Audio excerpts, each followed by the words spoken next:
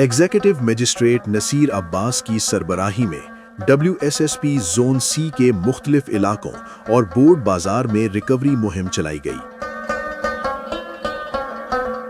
मुहिम के दौरान कंजर्वेंसी चार्जेस और पानी बिलों के नादहिंदगान के खिलाफ कार्रवाई करते हुए वसूली की गई।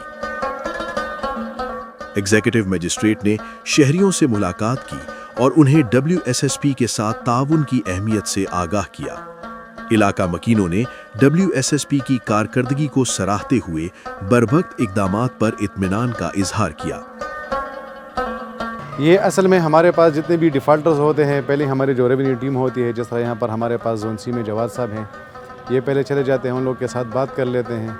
तो जो मुहज़्ज़ब शहरी होते हैं जिनको बात की समझ आती है, तो वो अपने जो पेमेंट होते हैं उसको क्लियर कर लेते हैं।